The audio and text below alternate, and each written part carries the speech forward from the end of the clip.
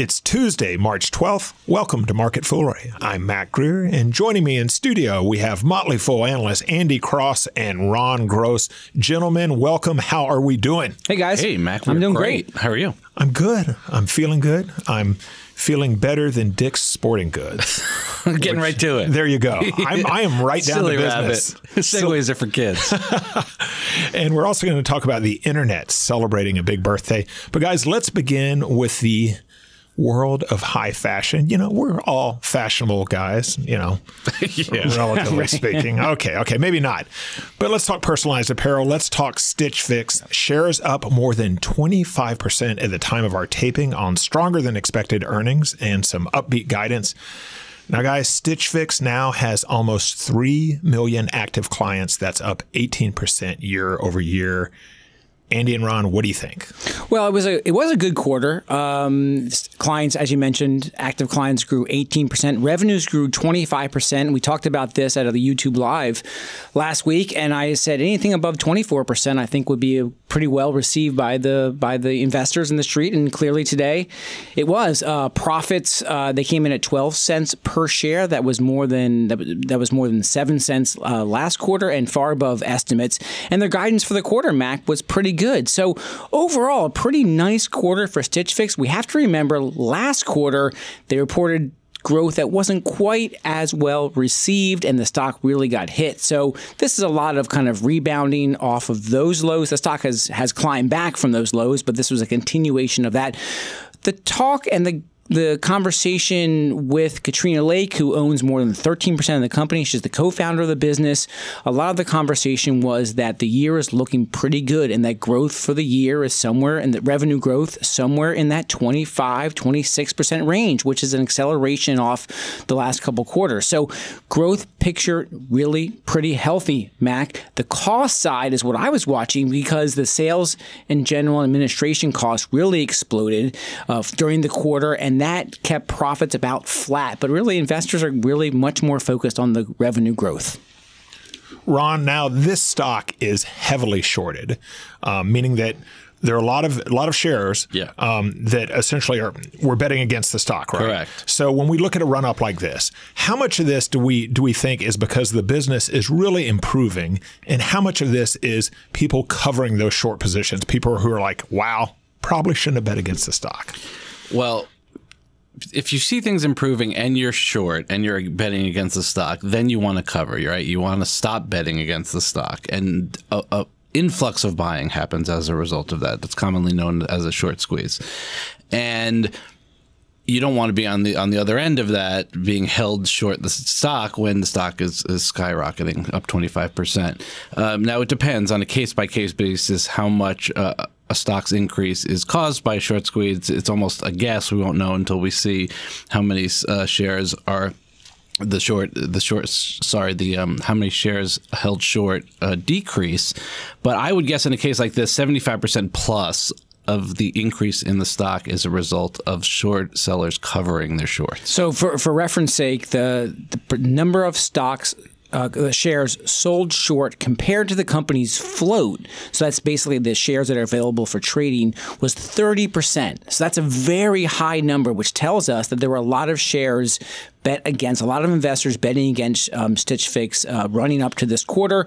And when the stock starts to move, if they have to go out and cover those shorts, they have to buy the stock in the market. That continues to put more and more pressure on the short, so more and more people bidding up the stock, and that continues to send the stock higher and higher. So I think Ron's right. I think a good part of today's move was because of that short squeeze. I just look at the numbers and I say, hey, it was a really nice quarter. The growth is continuing for Katrina Lake and for Stitch Fix. There's a lot of competition there too, Mac. Like Amazon Wardrobe is out there now. They're doing a lot more advertisement. But Stitch Fix, the algorithms they're building, they have more than 100 data scientists out there. They are continuing to build out their offerings in the United Kingdom, which is adding to their cost structure. So they continue to make the investments that they need to be able to compete in a very competitive marketplace. Remember, shorting can be a pretty risky proposition, right? Because a stock can theoretically go up to infinity, but if you're long, a stock can only go down to zero. So you theoretically have an unlimited loss potential if you're short a stock. And that's why you don't want to let things get too far out of hand, and you end up seeing people come back into the market, closing their shorts and buying the stock. Okay, so let's talk about the business a bit more, because I confess that I'm a bit of a Stitch Fix skeptic. I know it's kind of unfair, but I think of it a little in the same vein as I think of Blue Apron, where you're delivering stuff to me. Sometimes I'm not going to use it. I have to send it back. Mm-hmm. Not the case with Blue Apron, but is there really a big enough market here? And the other thing is you have this whole simplicity, does it bring me joy movement? And Stitch Fix is in the business of getting you to buy more stuff. Yeah, I am a skeptic as well. Andy, correct me because I'm not an expert on the stock, but I think it's all really about proving out this algorithm that they have. It's a technology. The technology could actually be used to sell anything, really, probably. But I think investors, once they feel comfortable with this algorithm, you could see the stock really start to move. But until that happens, everybody's can kind of wait and see. Yeah, I think if this was Costco's Stitch Fix, Mac would be all over it. I think generally you're right. It's a very large market. We still buy about a third of our apparel online. What they are trying to do is as they get more and more of these 3 million active customers, and these are people who have used Stitch Fix in the past year, continuing to put in more and more data. The data and the algorithms get smarter and smarter. The revenue per user, which by the way continues to see some acceleration and continues to see some growth, which is really good.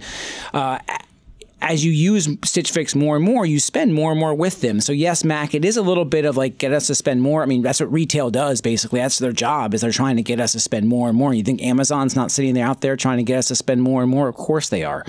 So Stitch Fix's algorithms are doing that. They're having some success. They continue to see very healthy retention rates. And in the marketplace, data is going to win this game. I think when you look out 5-10 years, we will be spending more and more of our dollars when we have to buy clothes using more sophisticated algorithms than just getting in our car and going to Costco. But Costco is still obviously a great company and great stock. Okay, so as we wrap up here, one of the ways that they arrive at that algorithm is they actually ask you questions as you're filling out your profile about your fashion sense. So in that vein, I'm curious, how would you characterize your fashion sense? Ron Gross in a word. And Andy Cross, I want you to be thinking about that as well. Unexciting. Okay. Interesting. 90s with an edge. Oh, I like that. I like that. Nice. Mac, Yeah. how about you? How about you, Mac? I had 3 words. I had predictable, uninspired, and blue. Wow. So And Kirkland. that's the other problem. I mean, I think Stitch Fix would be more appealing to me if they would just send me like 5 blue shirts every month. They'll do that, I bet. Yes, they'll do that. They will. You can give them 90 data points when you sign up, Mac, and they'll send you lots of blue shirts. Okay, and when we look at the stock, it has been a total roller coaster. Went public in 2017 around $15, got as high as 50, and then fell all the way down to 17. Today, on today's pop, trades in the mid 30s. So going forward over the next 5 years, does this stock beat the market? I think it does. Here's my Ron had mentioned a little bit about the danger of being short. I will say Stitch Fix's volatility, the stock is about 3 times as volatile as the regular stock market. So you have to be able to sit through the ups and the downs, but I think long term over the next 5 years, Stitch Fix is a winner. So, but maybe not a good fit for all investors. Man. Sorry. Okay, so let's move on to Dick's Sporting Goods. Shares down Tuesday on earnings, down big. Ron, falling profits, falling sales, falling same-store sales. That doesn't sound great. Not a great quarter, Mac. I think you nailed it. Yeah, I'll do a little bit of adjusting here because there was a 53rd week in fiscal 2017. So to be fair, we'll adjust for that. Even when you do, still not a great quarter. Same-store sales down 2.2%, net sales down 6.5%. One bright spot, I think we could say, where e-commerce sales were up 17%, now account for 23% of total sales versus 19% in the fourth quarter of 2017. So making some headway online. Guidance was somewhat tepid, but interestingly, they did raise their dividend 22%. At that rate, you get a dividend yield of about 3.1%. So for those looking for yield, not too shabby, but of course you always have to be concerned about total return because if you're getting 3% yield, but the stock's going down, it's not really something you should be all too excited about. So we got to keep an eye on the business. They did buy some stock back over the course of the year at reasonable prices, I think. So they've got to turn this ship a bit, though. Not a great quarter. And Ron, last year after the Parkland shooting, Dick's announced that they're going to stop selling firearms to buyers under the age of 21, and they also pulled all of their assault-style rifles. And now, today, they came out and announced that they're going to be removing guns from 125 stores. We don't know which stores. They didn't specify that, but they said in markets where the hunting category underperforms. Yeah, they did see some weakness when they did it back after Parkland, which I guess makes sense. The revenue in some markets did go down, and I will anticipate that this will have an additional effect, causing revenue to go down, even though they're strategically closing in underperforming markets where that category may have not been so robust. But you'll probably see additional dips. But you know what? They're making a moral, a political, an ethical, I don't know what word you want to use, a principled stance, and more power to them. Depending on your politics, you're either happy or you're not. But I applaud them for making a decision. It's still, they still got a way to go if they're going to roll this out across the board, because there's more than 700 Dick's Sporting Goods stores, and this is only 125, but baby steps perhaps. And looking out over the last 5 years, shares down big. They've lost to the market. What do you think about the next 5 years, Ron? The stock looks cheap at 11 times earnings and a 3.1% dividend yield, but I just get worried here. You might make some money in the stock over the long term. I don't think it would be a market beater, though. Andy, when you think of Dick's Sporting Goods, is it Amazon proof? No, it's not. I think when you look at their inventories are growing 6 to 7% this past quarter, and their revenue's falling, that's a tough sign for retailers. So I think we saw some of the struggles they have with some of the larger brands, especially in the athletic goods over the years, and that's just going to be a tough spot. I think I applaud them for the initiatives they're making, but overall, I think Dick's will probably be less relevant over the next 5 to 10 years than it is today. And that's the way the ball bounces. Okay. Guys, that is genius. You didn't like that segment? Genius might be a bit of I like the fix. an exaggeration. Go back to the fix. I'm kidding. Okay. So let's wrap up with a happy birthday to the World Wide Web. 30 years ago, an English software engineer named Tim Berners-Lee submitted the idea at a physics lab in Switzerland, and the rest is history. Now, Ron, we were talking before the show, and you're recounting your early days as an internet analyst. Those are the days, Mac. It was 1996, a simpler time. Al Gore had just invented the internet.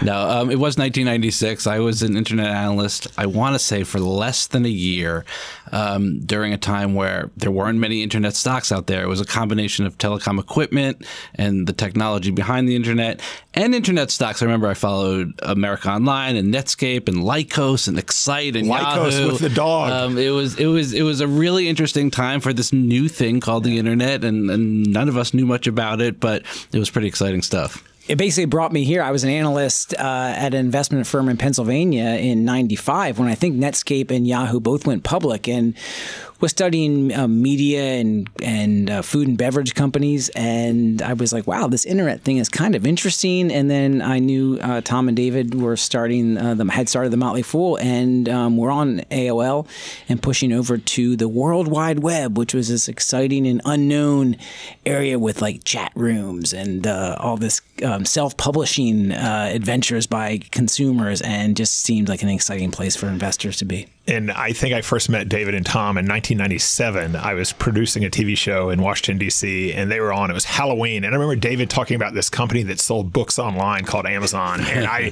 thought, this guy's kind of cuckoo for Cocoa Puffs. I mean, I had a perfectly good Books A Million just right down the street.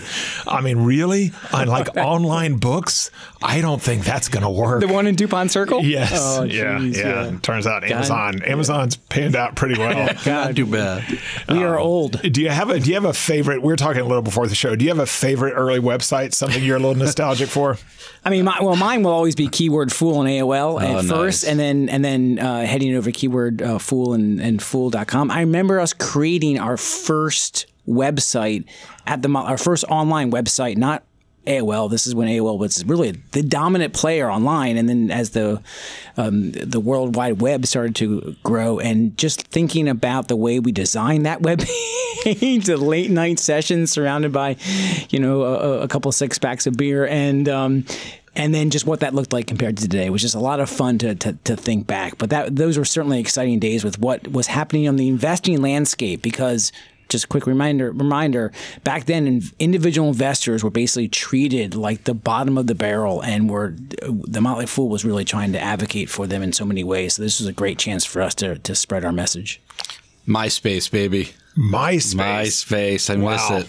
I thought you were. How about Hamster Dance? Do you remember Hamster Dance? I remember it, but I never was. It was just all these hamsters that would just kind of dance back and forth. It was basically a Space Invaders version 2.0. Oh, but I think Ask Jeeves was pretty cool because it was like the first, right? First kind of Siri kind of AI kind of thing. Yeah, and it had like the butler. So much better than Web Crawler. Web Crawler is the first search engine, and it's like a spider with a magnifying glass. I mean, don't crawl. I mean, if you're I don't want a search engine to be called like Manatee. You want something fast. It's funny, as we're talking about this, I think this was at the time when the guys at Google were basically at the University of Michigan designing all their better algorithms than Yahoo. And really, back then, Then just Web think Crawler. about and Web Crawler, and they're in the as they are developing this and seeing what's happening in the public markets, and then all of a sudden they're 10 years later they're going public and now worth billions. So as we go back 30 years to the invention and the birth of the internet, 1989, first episode of The Simpsons, which is still running. Yes. Okay. Wow. Top of the music charts, Paradise City by Guns N' Roses, What I Am by Edie Brickell and the New Bohemians. Nice. And yes, Milli Vanilli, Girl, You Know It's True. Oh, that ended tragically. That's sad. Wow. 90s with an edge, baby. 90s with an edge. 90s with an edge. Okay, so as we wrap up here, it's the desert island question. Do not invest this way at home. But if you're on a desert island and, you've got some free time and you've got a few stocks, you've got some investment choices, and you've got to buy and hold because you're going to be there for a while. So you've got to pick one of these for the next 5 years. Let's go Stitch Fix, Dick's Sporting Goods, or how about the S&P 500, just an index fund? Wow. I was thinking Ask Jeeves, but I'll go Stitch Fix. Wow. Okay. To beat the market. Ron Gross. S&P 500 all the way. Okay. Or if you have thoughts on anything we've talked about, if you have fashion tips, if you have Stitch Fix advice, if you have favorite old websites, or if you have an opinion on Hamster Dance, let us know. How could you not have an opinion on Amsterdam? It's so great. They were hamsters, but they were dancing. Reminds me of the Microsoft paperclip. Oh, Clippy. Oh, I love Clippy. That was just horrible. That was never a good idea. God, terrible. It's like my segues. Okay. Marketfoolery@fool.com is our email. Questions, comments, let us know. Marketfoolery@fool.com. Ron, Andy, thanks for joining me. Thanks, Mac. As always, people on the show may have interest in the stocks they talk about, and the Motley Fool may have formal recommendations for or against. So don't buy or sell stocks based solely on what you hear. That's it for this edition of Market Foolery. The show is mixed by Dan Boyd. I'm Mac Greer. Thanks for listening, and we will see you tomorrow.